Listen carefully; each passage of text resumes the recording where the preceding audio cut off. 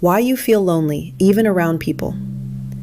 There was a time when Marcia believed loneliness was simply part of who she was. Not because she had no people around her, and not because she was incapable of love. In fact, Marcia loved people deeply. She cared for people deeply. She was compassionate, gentle, emotionally present for others. She could sit with people in their pain, comfort them, listen to them, love them sincerely.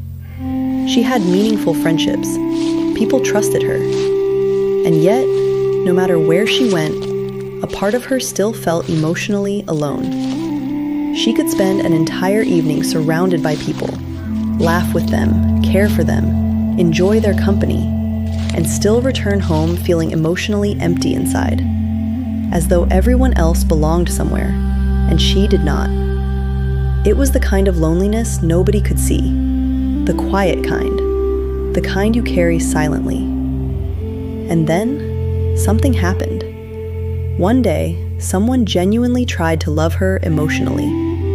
Not just appreciate her kindness, not just receive from her, but truly love her deeply. And instead of feeling comfort, Marcia felt uncomfortable. She became distant, guarded, quiet. Part of her longed for connection, while another part wanted to run from it. And that was the moment she realized something painful. Maybe loneliness was not her personality.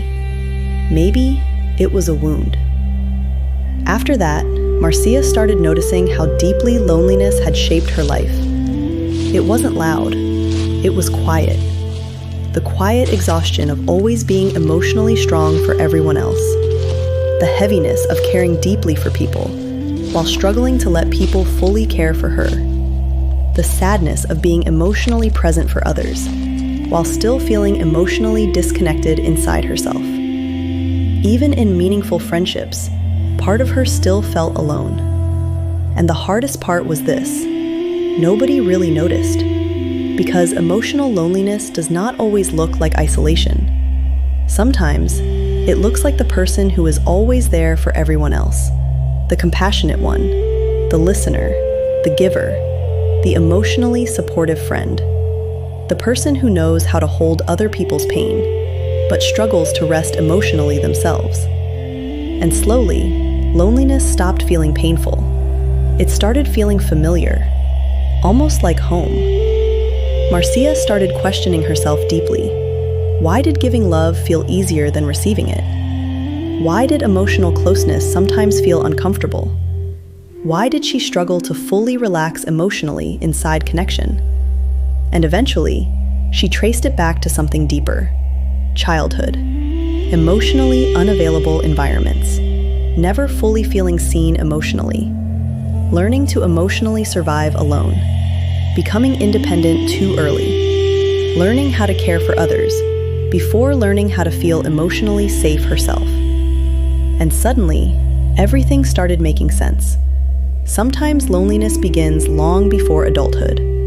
Sometimes people grow up becoming emotionally strong for survival, and later struggle to receive the very love they give so freely. Maybe that is what you are experiencing too. Maybe you are deeply loving, but still feel emotionally disconnected inside. Maybe you know how to support everyone else, but struggle to feel emotionally held yourself. Maybe loneliness became your emotional home, not because you wanted it to be, but because it was all you knew. And this is the part people rarely talk about. The deepest loneliness is not always physical. It is emotional. It is being surrounded by people who love you, and still struggling to feel fully connected inside yourself. It is knowing how to give love, but not knowing how to fully receive it. It is craving emotional closeness, while fearing vulnerability at the same time. Some people spend years convincing themselves, this is just who I am. But deep down, they are emotionally wounded.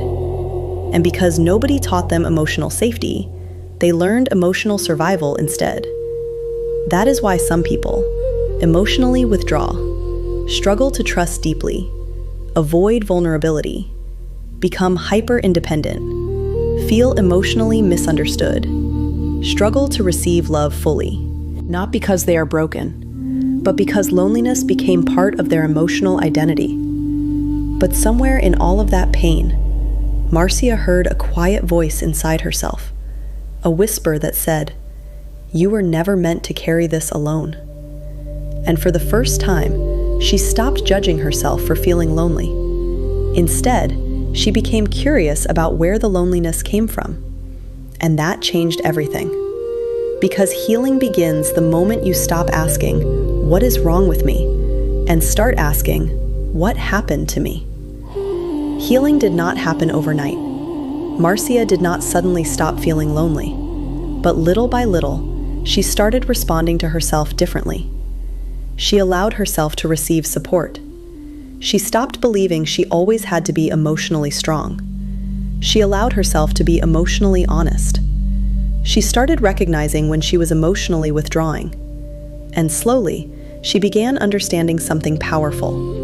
Being needed is not the same as being emotionally connected. Some days, surviving was enough. Some days, simply allowing herself to feel was enough. And slowly, loneliness stopped controlling her identity. Looking back now, Marcia realizes something she wishes she understood earlier. She was never difficult to love. She was emotionally wounded. That lonely version of her was not weak. She was protecting herself the only way she knew how. And maybe that is where healing truly begins. The moment you realize your loneliness is not proof that you are unlovable. It is proof that there are parts of you that still need care, safety, understanding, and healing. So if you are listening to this right now, and you deeply love people, care for people, show up for people, but still feel emotionally lonely inside, please hear this carefully. There is nothing shameful about the way you learn to survive. Your loneliness does not make you broken. Your emotional pain does not make you hard to love. And your past does not disqualify you from connection. Healing is possible. Not by pretending the pain is not there, but by finally understanding it. And maybe this is your reminder that you are not alone in what you feel. If this resonated with you, please share, comment, and subscribe. This is Wings of Marcia, a place where you are becoming, and a place where your soul is safe.